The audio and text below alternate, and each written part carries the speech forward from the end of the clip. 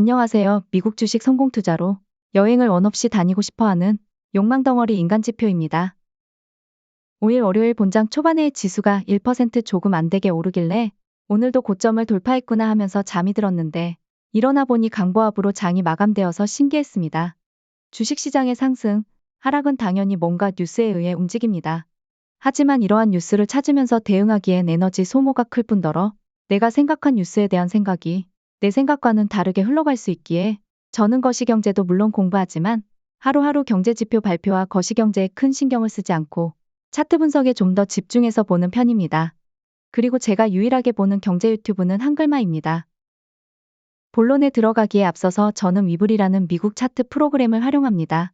국내에서는 미국 주식 하는 분들이 대부분 키움증권을 이용하죠.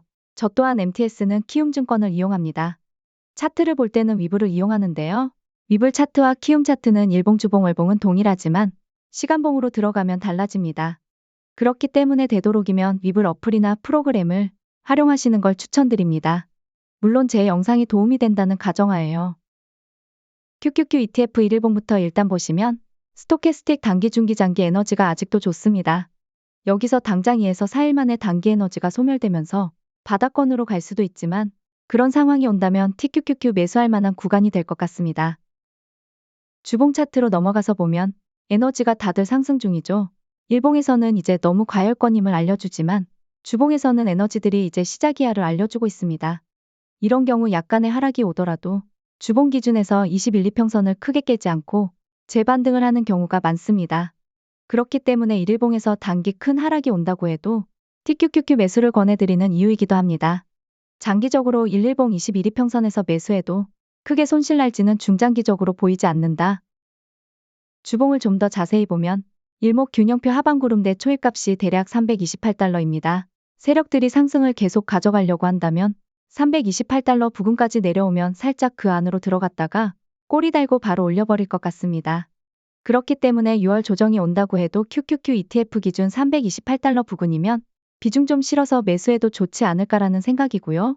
다만 현재 나스닥 고점이 가을 전까지 갱신할지는 부정적인 시선으로 보고 있습니다. 박스권이지 않을까라는 생각입니다. 주린이 분들이 아니라면 아시겠지만 보조지표 값은 후행성입니다. 장이 열리면 계속 변동되기 때문입니다. 그나마 주봉은 금요일이 돼야 보조지표 값이 마감되기 때문에 월요일 이후부터는 크게 요동치지 않습니다. 허나 1일봉, 시간봉 보조지표 값은 본장이 열리면 변동되기 때문에 이 부분까지 생각하시고 활용을 하셔야 합니다. 5일 월요일 기준 20일 이평선이 예시로 400인데 다음날 6일에는 402가 될 수도 있고 398이 될 수도 있고 그런 상황은 어느 정도 공부하셔서 익히셔야겠죠.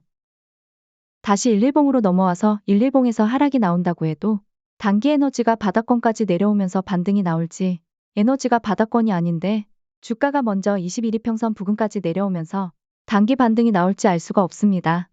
다만 에너지가 바닥권이 오던지 주가가 21이평선 부근까지 오던지 둘 중 하나 오면 10% 정도는 TQQQ 매수가 좋아 보입니다. 주봉 에너지가 좋기 때문입니다. 4시간봉도 스토캐스틱 패턴은 일봉, 주봉, 월봉과 전혀 다르지 않습니다. 한 번 패턴에서 반등이 나올지 두 번 패턴까지 아래로 밀어버릴지 저 또한 모릅니다. 한 번 패턴이라면 21이평선에서 일목균형표 기준선 부근, 두 번 패턴까지 밀어버린다면 61이평선 부근 그 아래로도 가능. 2시간봉 120분봉으로 넘어가도 패턴은 동일합니다.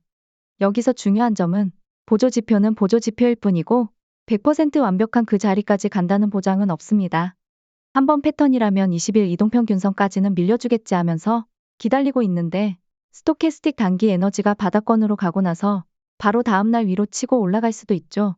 이럴 때는 종가 보고 어느 정도 비중을 적기 싫더라도 매수해보는 것도 나쁘지 않은 선택입니다.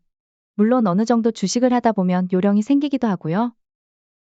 이번 영상에서 중요한 점은 키움증권과 제가 보는 위블 차트는 시간봉으로 따지면 보조지표 값이 약간의 차이점이 있기 때문에 키움증권 MTS만을 보는 분들이랑 저랑 보는 시선이 달라질 수가 있습니다.